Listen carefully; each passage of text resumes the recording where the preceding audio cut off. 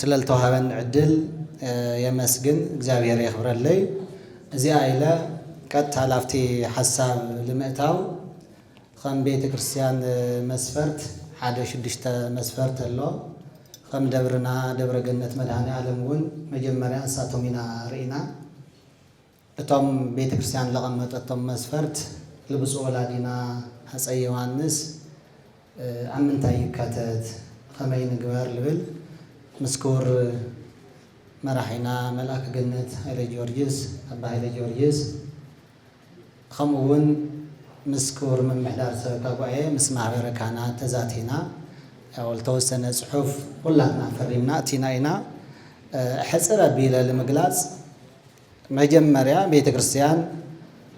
خلتها معارك تهب ناكبر معارقي ناكدسنا معارقي تناكبر معارك بنجستات بستمرسو ناي عبيتي أدبارات أم حضرت بزخونو يوها تناقدسنا معارك دما كاب نجستات تسونو وسب زولو قداماويان باباسات قدسنات تناكبري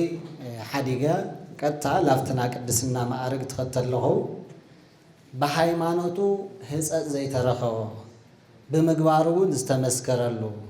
بهوة سقالة هالليه كي خونس مسموتا قدسنا تبيت كريستيان بهوة سقالة هالليه وهمزي لتقمي الخا كي تقورو لكي يمثل بزي حدا مسفر تقبر مالتيو بخالاي درجات نريت لنا لبيت كريستيان عبي تقادلو استقادله هم تقدس باولوس سمنا يقاد لتقادلكو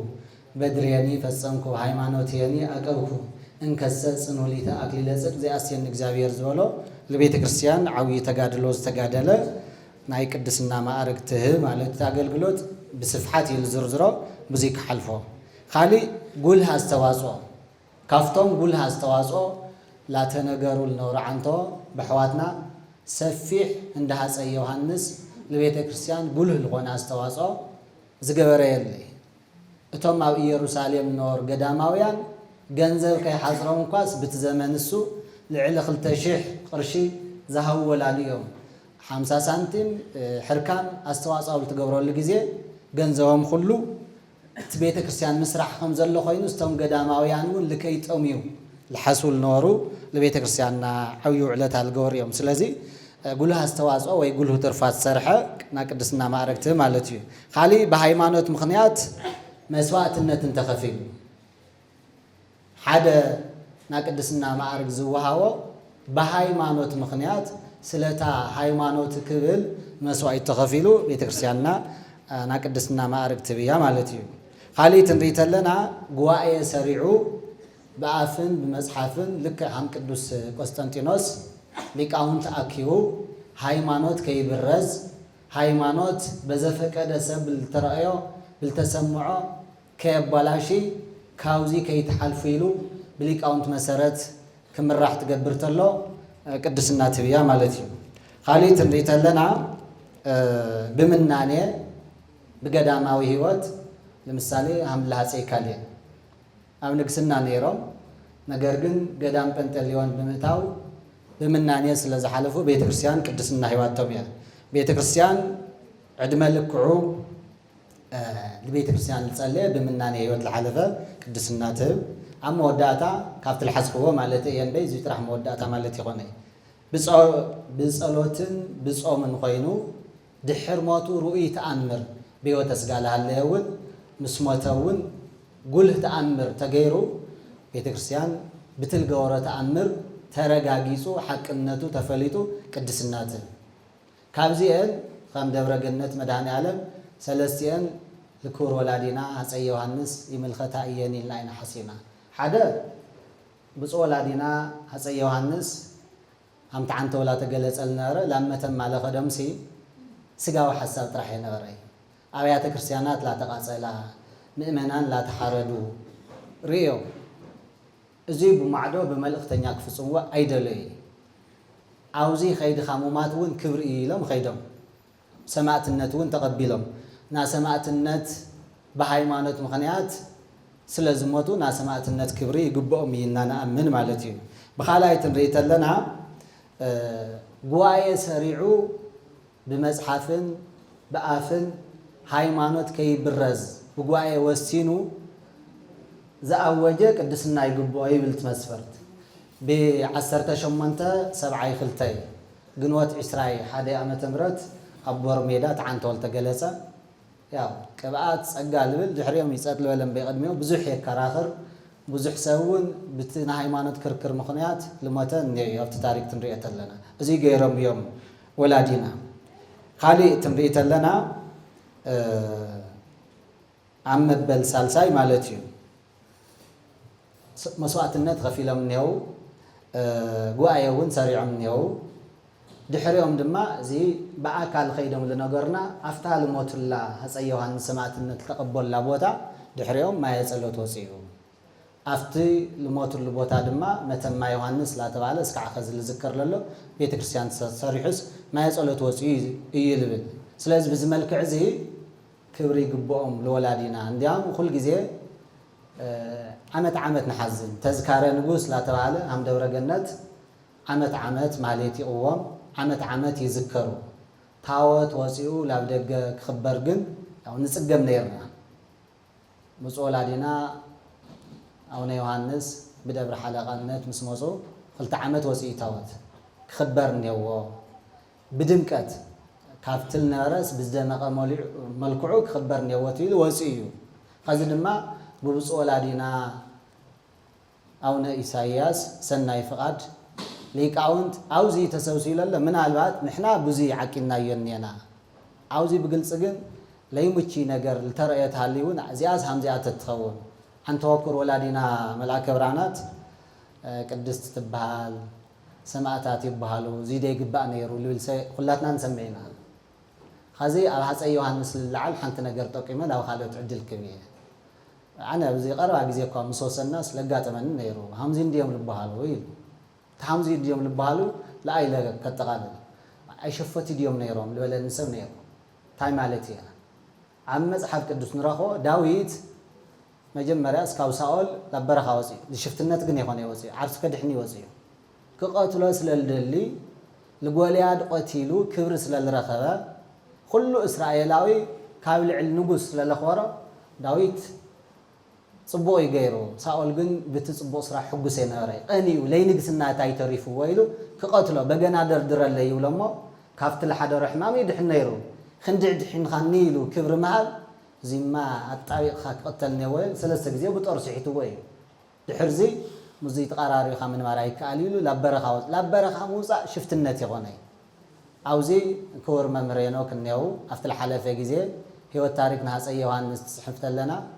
ከምቲ መስረት ቃልሲ ዝገብርዎ ላብ በረኻ ወፂኦም ብዓላማ ኢና ኢልና ፅሒፍና እያ ሽፍትነት ይኾነ ሃፀይ ቴዎድሮስ ተዓንተወልተ ነገር እነኦም ክብርት ወላዲትና ወለተ ስላስ ሃፀይ ዮሃንስ ወላድ ብመሕነቕቲ ኮ እየን ሞይተን ብኑር የኾነ ሓምዚ ገይሮም ዝቐተሉ ንወላዲኦም እውን ኣብ ገዝኦም ክቕተሉ ዝገበሩ ጨካናት ነይሮም ለኦም እውን ከይቃትልዎም ላብ በረኻ ወፂኦም ግን ለጋፈዕዎ ነገር የለይ ላብ ንግስና ክግስግሱ ሓይሎም የጠናኽሩ ነይሮም ስለዚ ላይ ሃምቲ ዳዊት ካብ ሳኦል ለወፆ ሃፀይ ዮሃንስ እውን ካብ ሃፀይ ቴዎድሮስ ነብሶም ልምድሓን ለወፁ እምበር ካሊእ የኾነ ኢሉ ማለት እየ ስለዚ ብዚ መስፈርት እዚ ወላዲና ታወት ክቅረፀሎም ቅዱስ ሲኖዶስ ፈቒዱ ብፁዓን ወለድና ፈቒድኩም ሃም ደብረ ገነት ወሲና ኢና ወለድና እውን بكبر كتقبلنا حدا رايول እግዚአብሔር ያበለ ይቀንል ወለድና ሊቃነ ጳጳሳት ታሪክ በዘመና በግዚያ ክትፈጸም አቦና ንጉሰ ነገስት ንጉሰ ጽዮን አሃሞም ለነገሰ ቅብአ መንግስት التقابه የለይል ፈለማሶም ይው አወሎ እና ሃይማኖት ክርክር ብልተልዓለ አብየነታ አካል ወልድ ዘመን መማር እንደ አካልየ መማር ሳማ አካል ወልድ ብልተባለ ጊዜ ሐምታ አንቶ ምልቃውንቲ ላተነገረ ለነበረ ኩሉ ህዝቢ እሚኖም አጥሚቆም ለራስ ዓሊ ንጉስ ሚካኤል ኢሎም በአበል ጀነት ሒዞም تمدهاني عالم دسيه قني معلت الوصحو قدام بورس اللاسيه ديما جورجيس يوحنس فتح تسانا أساني ككليتي سمزت كيدا مدردبا قدستيتي هات يوحنس نا يقرها نا يقرم تعمان بسسيون يفتحو ورق خورقو وعزو كل نوايات قدساتو አፍቶም ሊቃውንቲ اللي كتبتا እያሌውና ተዋህዶ ለሆኑ ካቅብአት ካብ ካራ ካብ ጸጋ ነፃ ኮይኖም ለኢትዮጵያ ክልተ ሰለስተ ታሪክ ልጽሓፉ ወለዲ አብአቶም ይገነዝ ታሪክ እዚ ብዙይ ካብ ካላ ጀሚሩ ካብ አራ ቅዱስ ሚካኤል ህዝብ ላእመኑ ላጥመቁ ካብ ጫፍ ላብ ጫፍ ካዚ ካገፊሕ ገረብ ጀሚሩ እስከ ደጓዓተን ቤናት ገዳማት عدوا سلاسي دبر برهان بكوتا او نارغاوي عقام عدنا جيتي سماني وقلع زياتهم بدبري تم خالوت بسل مريت القدامات قني معال تحمل وصحو ساعتات حمل قوما فياتاي زي ما نكو شفتا لنوريو سلال آمنه قويتا يسوس كريستوس صديقوا مريم مقدلاويت بحاتيات التفرجا سيتيا እግዚአብሔር صديقوا سمون بلا يسر بحاتيات التفرد السبيو ونات እግዚአብሔር صدق وغيتا ملاك برهانات تمرنات اللو تايولو عبد قالنا ور سبات تمليسم سي بصانيو كان هاص يوحنس ንጉሰ ጽዮን ስለዚህ ለዘናቢያተ ክርስቲያናት ዚኤን እንዲያም ወድጎም ማይን መሳለለ ይመስክር እዙ ታሪክውን ይመስክር ሁሉ ታሪኮም በቅድስና ሐም ዮሐንስ መጥምቅ ኮይኖም ሰማዕትነት ስለላው ሰማዕትነት ይግቦም እዩ አፄ ዮሐንስ አቦና አብለለ ሰማዕትነቶም ታሪክ ይናገርዩ ደጀዝማች ዘውዴም ጽሕፎም ወለው ምስቲ መንፈሳዊ ታሪኮም እሱ ሁሉ ሊቃውንቲ ሁሉ እስከ አፍሪካ ደረጃ ለአመነሉ እስከ ሀገርና ግራን ዓወት ብለምጽ ጊዜ ርዕሰ አድባራት ወገዳማት ኢየሩሳሌም ወርቀ ኻወሮ አብ ኢየሩሳሌም ሪናና ሐምዛ አንቶ ጽወበና አነ ኢሳያስ ለመስከረው ጸናጹልም ይኹን መቆም ይኹን በዓወት ተመሊሶም እዚ ሁሉ ሀገረ ዕራባት ለፖርቱጋል ለድርዊሽ መጽየም ብልነወሩ ሐምሰ ማይቱ ቅዱስ ዮሐንስ መጥምቅ ኮይኖም ወርቃማ ህይወቶም ለሃው እዮም ሃይማኖት መስፍቅሩ ጅግንነት መስክብሩ ስለለሃው ለዓዶም ለኢትዮጵያ ካብ ጫፍ ላብ ጫፍ አውጽሕም ዋየም ወስባት ለእግዚአብሔር አንተ ሐሳብ ንምልዓል ተዘይ ኮይኑ ምናልባት አነ ዝሕዚ ዝካየድ ዘሎ ሐሳብ ወይ አጀንዳ حق خوين النهالوس أو حق تقوير الصنح إلى يأكل صدقه حقي بحق تقوير الصنح حق النهالوس قندما معلتو دريتك ويكون تدريتك سويل كاسبح خجورة ده صبح خجورة نبالك نتينا كثير علات نسبح له صنح له علات تاريخ حازل كأحد حصوت خيل سلزي بزبالة تمابوتاتنا يدلو انتيلو من احنا تزبالكم ما يخوني ناخذ بالنبال كاليين يلين يدلو ويلهم أبو دي كان باباسات انت مسكر له خاو احنا نوسخونا قريلنا نديهم مجرشا السميم قزاز موزقبا تحساب سميعهم يدلو ويلهم بمجمّر يا مجمّارهم فقيدنا لنا ما حاسابكم عدارقوا له يلهم بفقادهم خام ناي تحت الناقل على زايني كوسدهم هذه درجة يحلو زي الحسابي أنا كده ليه درجة يحلو درجة محلا ونتاي مالتيو أنتو مقام سرون وسي زل الوانيروم كم زي الحاسيون لنا زلوان نورو النجاجر تخيخون أطرح تنايك الدسنا مسفرت من قد النحلوان تايك قديم تاي يختل زي النجار بقطنا بتوت مقراص متاوديو ويسكالي ولا زي النجار كن درجة يحلو إدل كمتي حواريات أبسط سايكل يمنتوس عنك عسران كلتين توم منتان ويتا يسوع كريستوس هايمانوت إمنا دمهم زفصصو بتا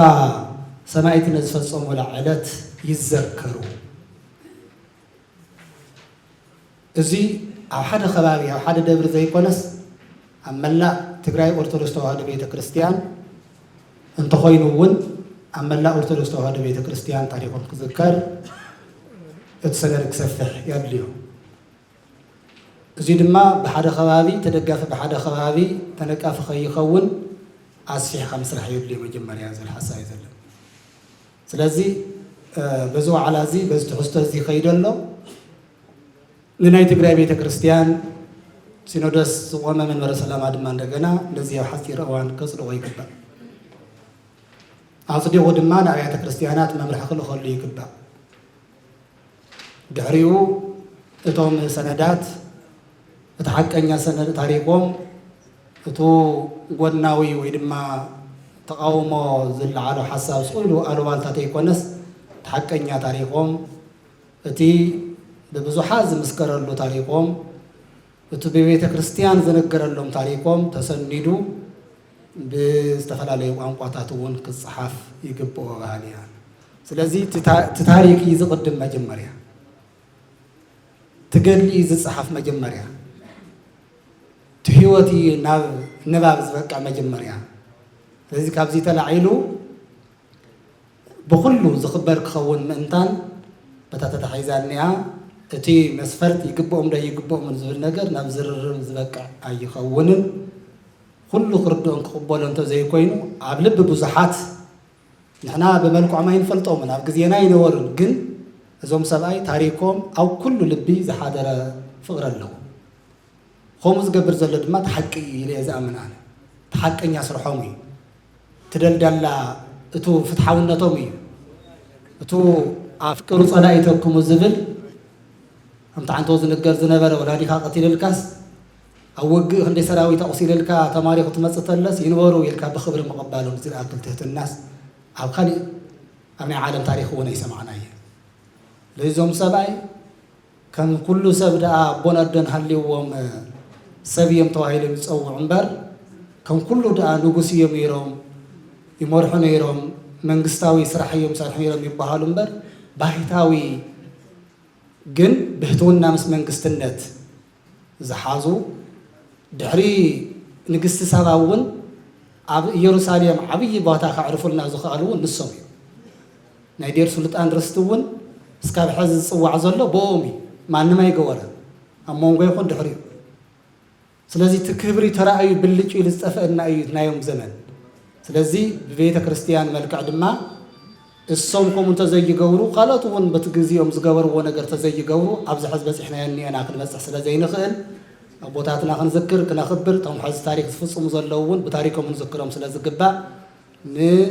نقصنا قست سماعتي يوحنس بتي ولدنا ذهبون بتي لقاون تزمسكر وزلون ملأته قبائي تواهي ووس اتي مصدقاي اكل اصديو يهون تاهيو مالتي تنا تغبرز صنحس بصفحات بملؤنت او كل بوتا ببعامتو تنا مسوايت علاتهم تنا سماعتنا علاتهم تكبر تباهيلو كوي ويدما ممرحكو وهاولو يقبا انبر يقبوهم دا يقبوهم من زبل حساب نال كنت عزاء تخوين سلا زي رخوكو واناون افتي ولدنا زصدقوا ويزلخمو يقبوهم يو نزل كبر زي زوقعهم دما كبر يقباكم يكو زدل يغنينا አገረፍከቱ ስራስ ጋጅን አሁንማ በጣላላ ሐለቱም ሆነ ቦታት ሐሳብ ሁሉ ጉዳይ አምዚ ተሰባሲውና ስለ ወላዲና ስለ ሰማይቱ ሐፀይ ዮሐንስ ክንናገር ንገበር እግዚአብሔር ክብር ምስጋና ይጽሕዮ ለቦታትናውን ዒድ መጥዕና ያበልና ስለዚህ ብዙዩ ተነገሩ ነገር ግን ስኡልና ደግሞ ተሆነም በሌት ነገር የለይ ሐዋርያው ቅዱስ ጳውሎስ ልትናገር በምዕራፍ 11 ቁጥር 28 ስለ አብያተ ክርስቲያናት በጣም ይሕስበንሎ ብዙሕ እኳ ተጋደልኩ ተጸምኩ ስለ አብያተ ክርስቲያናት ግን ይሕስበኒ እዩ አምልበለ ሰማይቱ ወነቱ አባና ሐፀይ ዮሐንስ ውን ስለ አብያተ ክርስቲያናት ግድም ተለው لتم أبيات كريستيانات زغلغلو ناي برح لي غبري شاب ذيك الشاب درغي نبرح لي غبرنا ارهو سبا غنزب ለአብያተ ክርስቲያናት ለገዳማትን ለአድባራትን ከምዝኸውን ከምዝፈቀዱ ታሪክ ይነግረና እዩ። ካው እንደገና ስለ ሃይማኖቱ ነበሩ ስላሴ ንሃይማኖት ጉባኤ ገይሮም ብዙሓት ተኸራኸርቲ ንኦርቶዶክስ ተዋሂዶ ሃይማኖት እንትን ልውልድ ቃወሙ ኣብኡ ጉባኤ ሰሪዖም ኣቦረ ስላሴ እውን እውነቱ ስለ ሃይማኖት ውሳኔ ሓምል ወሰኑ ታሪክ ይነግረና እዩ። ካሊእ ካብ ምዕራባውያን መፂኦሙ ዶክተር እውን ጥቅሙ ቢሎም ነይሮም። ስለዚ ካብ ምዕራብ መፂኦም እውን እንሆ ጃንሆይ ንሃይማኖት ትምህርቲ ክነስተምር ቦታ ብዙይ ብደቡብ ኣከባቢ ይወሃበና እሞ ንሃይማኖት ትምህርቲ ክነስተምር ኢሎምዎም እንታይ እዮም ዝበሉ? ኣይ ኣቐዲምኩም ስለዝሰልጠንኩም ሽፈርነቲ ካሊእ ስልጠና ናይ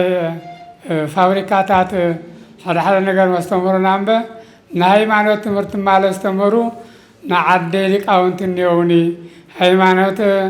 እስኻትኩም ክተስተምሩ ይትኽእሉ እዩ። ካልኦት ነገስታት ያው ንፈልጦ ኢና ቱ ኣባህላ ዓዲ ንሓባር እዩ ሃይማኖት ናግሊ እዩ እናተባሃለ ይመፁ ብድሕሪኦም። ካሊእ እውን ሃይማኖትካ ስንቅኻ ብእንስሳ ሃይማኖትካ ብጉያ ተባሂሉ ብዙሓት ተነገሩ። እሶም ግን ግልፂ ብዝኾነ ነገር ብእውነቱ ሃይማኖት ምዕራብ ዝኣክል እንዲያው ሃይማኖት ክርስትና ለየብሎም ላብኡ ሓዲኩም ላብዚ ምምፃኹም ካሊእ ስልጠና ካሊእ ናይ ጀርመናውያን ስልጠና ካሊእ እምበስ ሃይማኖት ክተስተምራኒ ትኽእሉ ኢሎም እንዲያው ሓምል መለስዎም ንገር እዩ። ታሪኩን ተፃሒፉ ኣሎ። ብፁዕ ኣቦና ኣቡነ ዮሃንስ ብዙሕ ግዜ ይልዓ ኣለዉ። ቀዳማይ ኣቡነ ዮሃንስ ጎይታ መላከ ፀሓይ ዓንተ ወልደ ዕልዋ ኣነ እውን ሻዓይቲ እየ ኣብ ደብረ ገነት መምህር ኣካለ ወልድ ተማሃርና ነርና ነይረ እየ ትናገርዋ እዛ ቃል እዚኣ። ኣባ ገብረ ዚሃር ዝበሃል ሓደ ባሕታዊ ነይሮም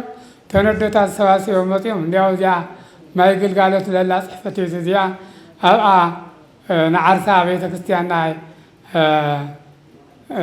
እያም ተሓሲቡ ነይሩ። ካብኡ ግን ኣነ እውን ነይረየ ብኣካል እዋ ካብ መድሃኒ ዓለም ዝበለ መሓሪ ካብ ኪዳነ ምሕረት ዝበለ ዘመላልስ ካሊእ ሳልሳይ ተወሳኺ ባይኮን እኳስ ንሃፀይ ዮሃንስ ታወት ይቀረፀልና ዶ መልኩም ይሖሸይ ኢሎም ትናገር ተለዉ ነውን ነይረየ ትክክለኛ ኣይቱ መላከ ፀሓይ ዝቐረበ ካብ ኣቡነ ዮሃንስ ሓደ ቋንቋ ይናገርዎ ነይሮም። ፅቡቅ ቋንቋ ንዓድና ህዝቢ ዓይኒሲ ሓደ እዩ። ዓይኒ ምስኡ ዘሎ ቅሩም ዓይኒ ለይረአየ ሰማይ ሰማይ ይርኢ ክየ ድማ ማዕዶ ማዕዶ ይርኢ። ስለዚ ታይና ማዕዶ ማዕዶ ንርኢ ኣለና። ኣቡነ ሃፀይ ዮሃንስ ሰማይቱ ንኦም ደይ ንርኢ እሶም ሰማይት እኮ እዮም እንዲያው ኢሎም ብዙሕ ይናገሩ ካብ ዝነበሩ ብፁዕ ኣቦና ኣቡነ ዮሃንስ እውን ብጣዕሚ ንፈልጥ ኢና ነርና በቲ ግዜቲ። ስለዚ እዚ እውን በእውነቱ ብፁዕ ኣቦና ኣቡነ ኢሳይያስ በእውነቱ ብጣዕሚ ዒድመ ጥዕና ይሃበልና ታሪክ ሃምቱ ኢየሩሳሌም የረሳዊ ክችለ ትርሳዕኒ የማንየ በእውነቱ ታሪክ ዝነበረ ከይርሳዕ ኣስታዊሶም እዚ ምግባሮም ብጣዕሚ ኢና ነመስግን እሞ ስለዚ ብዙሕ ተደጋጋሚ ከይኸውን ኣንዩና ኣፅኒዕና ከምዝዓንቶ እቲ ነገረ ብየዓመቱ ይኹን ብየወርሑ ተሰባሲብና ኣፅኒዕና መፅሓፍ ርኢና ገላቢጥና መቺና ክነቕርብ ሕዚ ግን ዝቐረበ ብጣዕሚ ኢና ነመስግን ዛር ያበልና ንብል ጌጋ እዩ ዘውፅኡ ዘሎ ዝንገር ዘሎ ልክዕ ይኮነ ካብዚ ኣልበለት መረዳእታ ኣላትኒ ልብል ጥራሕ ሰልዩ ጎሊሁ ብዚኣ ይምፃእ ዝኣተራጋዲና ካብዚኣትን ሓሳብ ተላ ይንሓልፍ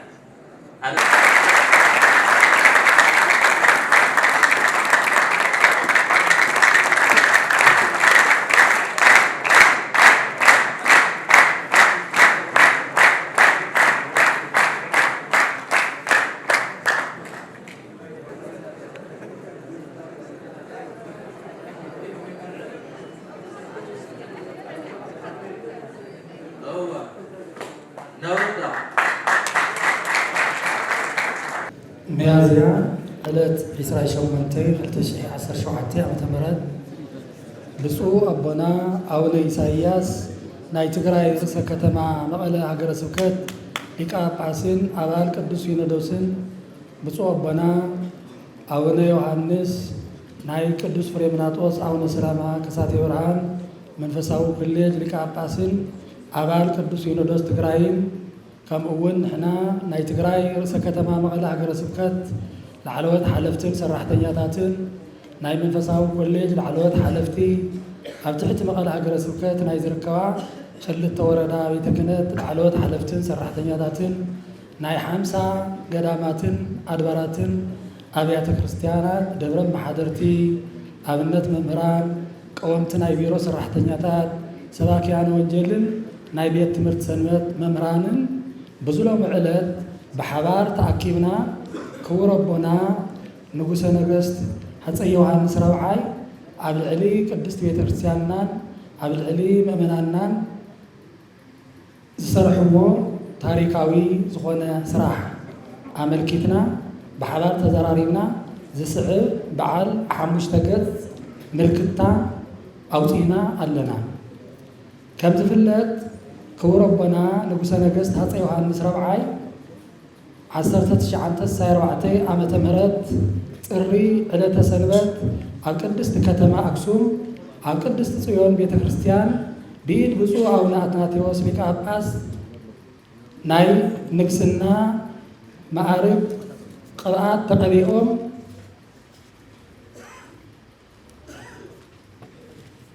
ዝተቐበልዎ ዕለት ካብታ ዝተቐብላ ዕለት ጀሚሩ ዝነበሮም ናይ ሃይማኖት ጽንዓትን ንኩሉ ኣማኒ ኦርቶዶክስ ተዋህዶ ቤተክርስቲያን ብግልፂ ዝፍለጥ እዩ። ስለ ዝኾነ ድማ ክቡር አቦና ንጉሰ ነገስት ሃፀይ ዮሃንስ ራብዓይ ድሕሪ ህልፈተ ህይወት ሃፀይ ካሌብ ናብ ውድቀት ተዳሪጉ ዝነበረ መንበረ ጵጵስና ኣክሱም ከምኡውን ብሓፈሻ ልዕልና ኣክሱማውያን ናብ ዝነበሮ ኣብ ምምላስን ብኣፅራረ ቤተ ክርስቲያን ዝተቃፀሉን ዝተጎድኡን ገዳማትን ኣድባራትን ኣብያተ ክርስቲያናት ንክጽገኑን ንክህነጹን ኣብ ምግባር ፈለገ ህይወት ቤት ትምህርቲ ሰንበት ኣብ ምስፍሕፋሕ ኣብነት መምህራን ዘይነበረን ኣብያተ ክርስቲያናት ንክምደውለን ኣብ ምግባር ብሓፈሻ ቅድስቲ ቤተ ክርስቲያንና ጥንኩር ዝኾነ መንፈሳዊ ግልጋሎታ ንምእመናና ንክትህብን እቲ መንበረ ጵጵስና እውን ናብቲ ዝነበሮ ጥንተ ቦትኡ ናብ ቅድስቲ ከተማ ኣክሱም ንክምለስ ገይሮም እዮም። ክቡር አቦና ንጉሰ ነገስት ሃፀይ ዮሃንስ ራብዓይ ስዩም እግዚአብሔር ኢሎም ዝኣምኑን ብሃይማኖቶም ዘይደራደሩን ምንባሮም ዝፍለጥ ኮይኑ ብፍላይ ብ16 ክፍለ ዘመን ጸጋን ቅብኣትን ብዝብል ስም ሰላምን ሓድነትን ቤተ ክርስቲያን እናዘረገ ሃይማኖት ዘጥፍእ ዝነበረ ናይ ምንፍቅና ኣስተምህሮ መጋቢት 1870 ዓመተ ምህረት ናይ ኩሉ ከባቢ ሊቃውንተ ቤተ ክርስቲያን ዝተረኸብሉ ነቶም ጸጋን ቅብኣትን ዝብሉ ድማ ብኣካል ኣቕሪቦም ዓብይ ጉባኤ ገይሮም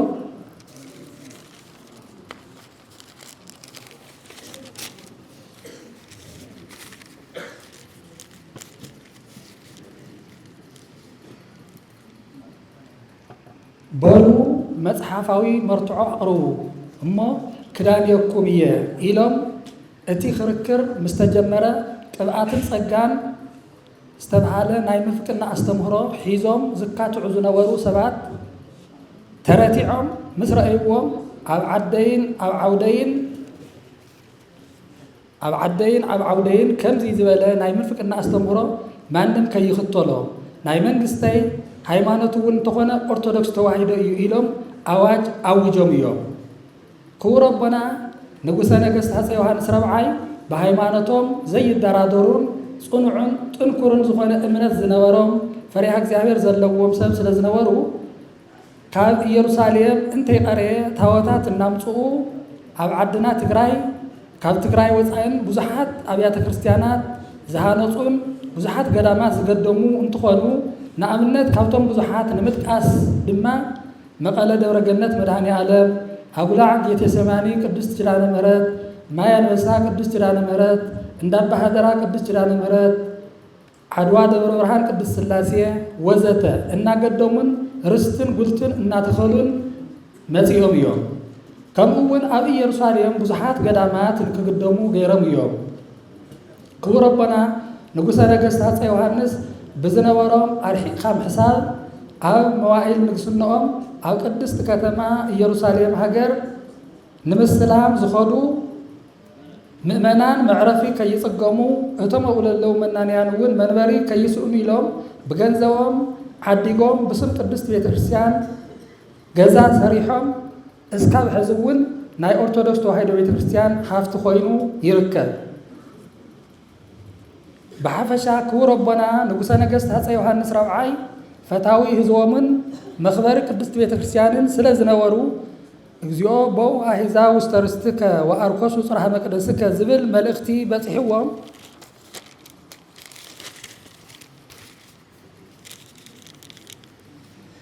ኣነ ህዝበይ ብግፍዒ እናተቐተለ ኣብያተ ክርስቲያናት እናተቐጸላ ናተይ ብህይወት ምንባር እንታይ የድልየኒ መስዋዕት ክኸፍለለኒ ኢሎም ክብርቲ ህይወቶም ምእንቲ ህዝቦምን ቤተ ክርስቲያኖምን ብ1881 ዓመተ ምህረት ክብርቲ ህይወቶም መጋቢት ዕለት 2 ሰንበት መዓልቲ ኣብ መበል 52 ዕድሚኦም ካብዙ ሓላፈ ዓለም እዙይ ናብቱ ዘይሓልፍ ዓለም ብክብሪ ናብ ፈጣሪኦም ኸይዶም እዮም። ስለ ዝኾነ ድማ ክቡር ኣቦና ሃፀይ ዮሃንስ ራብዓይ ናይ ቅብኣትን ጸጋን ተኸተልቲ ሰላምን ሓድነትን ቤተ ክርስቲያን እናዘረጉ ስለ ዝነበሩ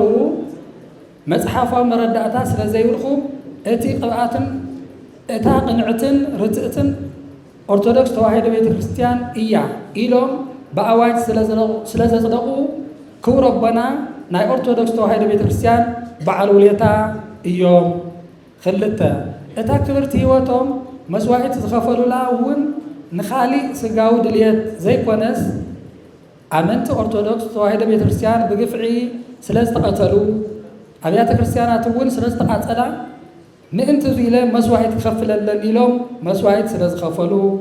3 ኣብታ ክብርቲ ህይወቶም ዝዓረፉለትላ ቦታ እውን ካብ ድሕር ሞቶም ናብዙይ ብስሞም ዝጽዋዕ ማይ ጸሎት ወፂኡ ብዙሓት ሕሙማት እናተፈወሱሉ ስለ ዝርከብ 4 ኣብ ቤተ መንግስቶም እውን እንተኾነ ዓለማዊ ቁሳቁስ ዘይኾኑ ዘቕምጡስ ቅርስታት ከም ናይ ቅዱስ ገብርኤል ጽላት ከምኡውን ቅዱሳት ስእልታትን ቅዱሳት መጻሕፍትን ከም ዝነበርዎ 5 ክቡር ኣቦና ንጉሰ ነገሥት ሃፀይ ዮሃንስ ራብዓይ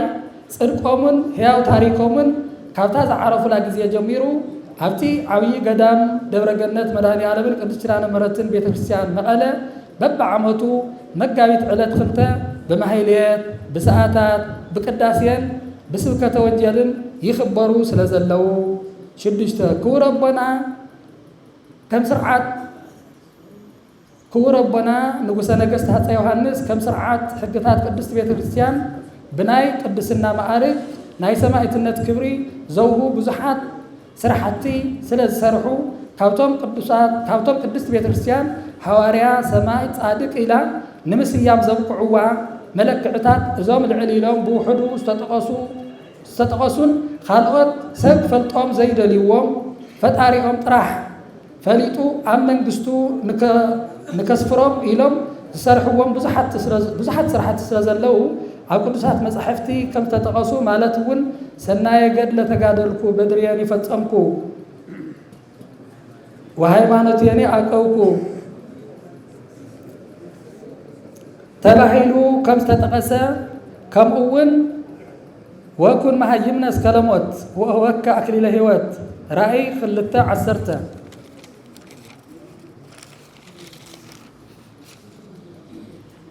ሰማዕት ማለት ምስክር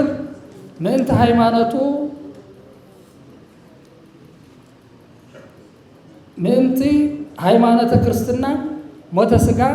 ዝተቀበለ ብስጉኡ ሞይቱ ብመንፈሱ ሕያው ዝኾነ ክብሪ ንዝግብኦ ክብሪ ሃብ ተባሂሉ እውን ኣብ ሮሜ 13:7 ከም ዝተጠቐሰ ኩሉ ካብ ቀዳማይ እስካብ መፈለምታ 4ይ ክፍለ ዘመን ንዝሓለፉ ሰማዕታት ኣብ ጉባኤ ንቅያ ናይ ሰማዕትነት ክብሪ ከም ዝተዋሃቦም ኩሉ ክቡር ኣቦና ንጉሰ ነገሥት ሃፀይ ዮሃንስ ራብዓይ እውን ምእንቲ ቤተ ክርስቲያኖም ኢሎም ክብርቲ ህይወቶም መስዋዕት ስለ ዝኸፈሉ ዝተኸበረ ቅዱስ ሲኖዶስ ኦርቶዶክስ ተዋህዶ ቤተ ክርስቲያን ትግራይ ናይ ክብሪ ሰማዕትነት ማዕርግ ክህቦም ከምኡውን በብዓመቱ መጋቢት ዕለት 2 ኣብ ወፃእን ዓዲ ውሽጥን ዘለዋ ኣብያተ ክርስቲያናት ትግራይ ስሞም ብጸሎት ክዝክራ ቅርስታቶምን ሓድግታቶምን እውን ብዝግባእ ተሰኒዱ ንበጻሕቲ ዓዲ ብዝጥዕም መንገዲ ንክቕመጥ ንክግበረና በአኽብሮት በሙሉ ድምፂ ወሲና አለና። ስብሐት ለእግዚአብሔር ወለወላዲቱ ድንግል ወለመስቀሉ ክቡር ሚያዝያ ዕለት 29/2017 ዓመተ ምህረት መቐለ ትግራይ ናይ ብፁዕነቶም ቡራኬ ይጽሕፍ ወንውሎ ብዙሕ ክውሰኽ እዩ መፅሓፍ ንፅሕፍ ኢና ላበልና ተወሲኹ ክውሰኽ እዩ ፀገም የብሉ ለለኩም ሓሳብ ብህዝለት ሁናት ትኽእሉ ንቕበለኩም ካትት ንኽእል ኢና ብኻልኣይ ክፅሓፍ ልግባእ ነገር እውን ተቐቢልና ክነስተናግድ ኢና ኣብቱ ክውሰኽ ኣለዎ ዝብል ነገር ህዚ ብዙሕ እንትን ክንብለ ይንኽእል ምናልባሽ ግን እዚኣስ ከምዚኣ ትኾነት ልብል ሓሳብ ጥራሕ ተል እዩ ንራዳእ ኣለና እንድሕር ኮይንና ናይ መጨረሻ ስለ ዘይኮነ እዚ ሓሳብ እዚ ክንውስኾን ክነካትቶን ልግበአና ክንውስኽ ኢና ምናልባሽ ግን እዚኣስ ከምዛ መልክዕ እዚኣ ተተገለፀት ከምዚኣ ትብል ነገር ሓሳብ ተል ብዙ ትኸድና ደይሐሽ ይመስለኒ ምክንያቱም ምውሳኽ ትውስኽዎ እንድሕር ደልዮም ብወረቐት ፅሒፍኩም ተምፅኢኹም ቀፂል ካሊእ እውን ልፈልጥ ሰብ እውን ክጥየቕ እዩ ክነማልኦ ልግበአና ክነማልእ ኢና هذا طرح هذا تحلف لله تانا هذا زي اسكم زي اتخونت بالحساب تلي شي غرغن متحساسبي نبوتات نليقاون تخيب ስለዝደለኹ እየ እቲ ሓደ ናይ ቦታት ካስም ክትዝክር ተለኻ ናይ ቦታት ካ ታሪክ ከተልዕል እንተለኻ ብዘይ ናይ እግዚአብሔር ሓገዝ ብዘይ እግዚአብሔር ፍቃድ ዝኸውን ነገር የለን ግን ናይ ቦታት ካስም መልዕልካ በዓል ወይ ታሪክ ተልዕል ተለኻ ደሞ ዝራእየካ ነገር ኣሎ ንቅድሜኻ ዝራእይ ነገር ኣሎ ከምቱ ክርስቶስ መይቱ ምስተሰ አፍቱ ትንሳኤ ዕለት ዝነበረ ጸልማት በብርሃን ተሳዒሩ ዝነበረ ፍርሓት ድማ ብትብዓት ተሳዒሩ ተዝነበረ መጨነናቅ ድማ በምርግጋእ ተሳዒሩ ሰላም ንዓኻትኩም ይኹን ኢሉ ፍጹሙን ቅኑዕን ዘላለማዊ ስልጣን መንፈስ ቅዱስ እፍ ኢሉ ኸበም እንተሎ ዝተረኸበ ተስፋ ነሩ ሕዙውን ከማይ ኣነ ከመባ ዮሐንስ ኮይነ ክሪኦ ተለኹ ተስፋ ይረአየኒ ድሕሪ ሞት ህይወት ድሕሪ ረኺብካ ድሕሪ ቀፂላ ህይወት ካፍቱ ሞት እውን ትመሃሮ ነገር ኣሎ ካፍቱ ዝሓለፈ ሽግር መከራ ንቅድሚት ድማ ሞት ከም ዘሎ መከራ ከም ዘለውን ትርዳእ ኢኻ እሞ ግን እተረዲእኻ ድማ ተስተኻኽሎም ነገር ግን ኣለዉ ሰላም ተዘይነሩካ ሰላም ክትገብር ፍርሒ እንተነሩካ ትብዓት ክነብረካ ጭንቅ እንተነሩካ መረጋጋእ ክነብረካ እምነት ተጎዲሉካ እምነትካ ክተጥንክር የላዓለካ እንታይ ድሕሪ ትንሳኤ ናይ ክርስቶስ ዓለም ኩሉ ህይወትን ሰላምን ተስፋን ዝረኸበት ሻው ስለ ዝኾነ ሕዙውን ናይ ቦታትና ራእይ ተሰማዕኒ እዝናገር ዘለኹ ኣቦታተይ ብፁዕ ኣቦናን ናይ ቦታትና ምልስልና ናይ በዓል አቡነ ዮሐንስ ናይ በዓል ሃፀይ ዮሐንስ ናይቶም ቅዱሳን ቦታትና ታሪክ ክነልዕል እንተለና እግዚአብሔር አምላክና ሰላሙ ስለዝሃበና እዩ ሰላሙን ስለዝላአኸልና እዩ ስለዚህ እዙ ሰላም እዚ ዝረኸብናዮ ድማ ንሰርሖ ነገር ግን ኣሎ ሕዚ ኣነ ዋና ከስምረላ ዝደለኹ ዝተረፈና ግን ከይህሉ ሕዚ ንሕና ናይ ቦታትና ብፁዓን ሊቃነ ጳጳሳት ናይ ኣቦና ንጉሰ ጽዮን ቅዱስ ዮሐንስ ኢና ስምነ ልዕል ዘለና ከምዚ ዝክረ ኣበው ከይኸይድ ዝክረ ሊቃውንት ከይኸይድ ዝክረ ዓበይቲ ዓድን ሊቃውንትን ከይኸይድ ግን ይስራሕ ኣለዶ ኣይስራሕነ ብዓድና እዚኣ ከስምረላ እያ ዝደሊ ምክንያቱ ተዓጢቕና እንተ ዘይተስኢና እንተ ዘይተመኻኺርና እንተ ዘይተኣማሚንና እንተ ዘይተሓጋጊዝና ከቢድ ይወለደ ምክንያቱ ኣነ ወፂእ መልአከ ብርሃናት ብፁዕ ኣቦና ወይ መጋቢ ምስጢር ኣብ መድረኽ ብምንጋሮም ጥራይ ዓዲ ክነቕንዖ ይንኽእልና ኩሌና ከምቲ ሓንቲ ኣስተጋብአተና ቅድስት ቤተ ክርስቲያን እታ ቤተ ክርስቲያን ሰባሲባሃና ኣላ ብሓቀይ ኣብ ዓብዪ ኣዳራሽ ኣዴና ስለ ዝኾነት ገዛና ስለ ዝኾነት ፅላልና ስለ ዝኾነት እንዲያው እንጀራ ዝብላዕ እውን ይርኢ ኣለኹ ብሓደ ተሰብሲብና ብሓደ መኺርና ብሓደ ምሳሕ ክንበልዕ ከምቲ ናይ ሃዋርያት ብፁዕ ኣቦና ኣብ ማእኸልና ገርና ክርስቶስ ኣብ ማእኸልና ከም ዘሎ ተረዲእና ኣሚንና ናይ ሓደ መኣዲ ክንበልዕ እግዚአብሔር ስለ ዝፈቀዶ እግዚአብሔር ድማ ስቂሎ ይኮነን ናይ ቦታትና ራእይ ክነዕውት ስለ ዝተሳእና እዩ ናይ ቦታትና በዓል መን ቅዱስ ዮሐንስ ናይ ቦታትና በዓል መን ብፁዓንን ባህታውያንን ናይ ቦና መምርሒ መን ናይ ኣበው ኣቦና ኣብ ማእኸልና ዘለው ብፁዕ ኣቡነ ኢሳያስ እንድሕር እዚ እንድሕር ቀፂልናሉ ፈራሕ ማእኸልና ይኣትዶ ጸላየ ማእኸልና ይኣትዶ ሰይጣን ከኽዘውረና ይኽእል ዶ ክፈላለየና ይኽእል ዶ ከምዚ ዝበለ ሕብረት እንድሕረልና መን ይመንጎና ዝኣቱ መን ነብፁ ኣቦኻ ጽላእ ንንእሽተይ ወድኻ ጽላእ ዝብል ኣብ መንጎ መፅኡ መን የለን ኣቶ መን ወይዘሮ መን ከእም ካባና ክርሕቁ ወጣት መን ከእም ካባና ክርሕቅ ዘውዝኝህ ማሕበር ዘውዝኝህ ሊቅ ሓደ ቃል እንድሕር ተነጊሩስ መን ይዝሓሚ መን ይኽሕማቕ ዝናገር የለን ምክንያቱ ብምንታይ ርአዮ እንተይልኩምኒ ቅድስና እንዲና ንሰርሕ ዘለና ሓዚ ቅዱስ ዝኾነ ስራሕ እንዲና ነፅድቕ ዘለና ናብ ቅዱስ ሲኖዶስ ንልእኽ ዘለና ቅዱስ ዝኾነ ስራሕ ክንሰርሕ እንተለና እዚ ቅዱስ እዚዩ ሓደ ኮይኑ ከይኸይድ ዝሰርሑ ሰባት ክህልው ዶ ይኽእሉ ኣለው ኢና ክንብል ዘለና ከመይ ገርና ንዕርዮም ናብ ኢድና ነምፃዮም እዩ ስለዚ ብፁዕ ኣቦና ብጣዕሚ መቸና ሓደ ዓብይ ኣቦ ከምዚ ኢኻ ክትብሎ እኳ ይሕፍረካ እንዲ መን ኮንካ ኢኻ ንዑ ከምኡ ክትብሎ እምበር ዕድለኛ እግዚኣብሔር እውን ዓዲሉ ንምንታይ እየ ዝብል ዘለኹ ንክንደይ ዘመን እዩ ተፀቢዩ እዚ ታሪክ እዚ ንክንደይ ዓመታት የቁፂሩ እዚ ታሪክ እዚ ሕዚ ከእግዚኣብሔር ከመይ ገይሩ ፈቒድዎ መን ከማእኺልዎ ኣሎ ስለዚ ዝዋዜማ እዚ ዝፍቅሪ እዚ ብእውነቱ ኣነ ባ ዮሃንስ እኳን ተሰሊፈ ከቢብኩም ከም ሓውኩምን ከም ውላድኩምን ከም ናይ ቤተ ክርስቲያን ደሞ ከም ናይ ቤተ ክርስቲያን ሓደ ኣቦ ከቢብና ሓደ ኮይና ኣቦና ደጊፍና ኣብ ማእኸል ገርና ሃገረ ስብከትና ኣብ ማእኸልና ገርና ኮሌጅና ድማ ከም ናይ ትምህርቲ ቦታ ሓሊና እቶም ብወሰን ኮይኖም ኮሌጅ ከውድቁ ሃገረ ስብከት ከውድቁ ትምህርቲ ከይነብር ዘመን ዘምጾ ቴክኖሎጂ ኣብ ምጽሓፍን ኣብ ምዝራብን ዝውዕሉ ዘለው ብስራሕና ንስዓሮም ብዘረባ ብስራሕና ንስዓሮም ብምቅርራብና ንስዓሮም ብሓደ ምርፋቅና ንስዓሮም ብሓደ ምቅዳስና ብሓደ ዜማን ብሓደ ቅዳሴ ብምውዓልና ህዝብና ናብ ሓደ ምፂና ንስዓሮም እቶም ወጣት መንእሰይና ዘይተረድኦም ብዙሕ ዘየድሊ ምጽሓፍን ምትቻትን ዝውዕሉ ድማ መንእሰይ እዮም ገና ትኩሳት እዮም እሞ ናብ ቦታኦም እንዳምፀና ብዝምልከቶም ብሰንበት ትምህርቲ ቤት ብስብከቶ ወንጌል እንዳገበርና መቐለ እንድሕር ሰላም ዝነገሳ ወንጌል ዝበዛሓላ ትምህርቲ ቤትን መምህራንን ዝማዕበሉላ ቦታ ስለ ዝኾነት ብግብሪ ንግለጾሞ ናይ ኣቦና ቡራኬ እውን ይሓግዘና ናይ እግዚአብሔር ቸርነት ምሳና ይሁን ሃገረ ስብከት ሕዙ ለመራራሕ ዘለኹም ቀጽልሉ በየአብያተ ቤተ ክርስቲያናትኩም ዘሎ ዝሕገዙን ከም ኮሌጁን ኣብ ጎንኩም ኮይና ዝፍታሕ በሓደ እንዳፈታሕና ዝስራሕ በሓደ እንዳሰራሕና ዝሕገዝ እንዳተሓጋገዝና ዘይሰልጠኑ ካህናትና እውን ኣብ ኮሌጅና እቲና በሃገረ ስብከት እንዳምፀና ኣሰልጢልና በወንጌል ዝጠንከረ ካህን ዝጠንከረ ዲያቆን ዝጠንከረ ክርስቲያን ንኻሊእ ዓድታቱን ንኻሊእ ዘዋታቱን መርኣያ ንኸኸውን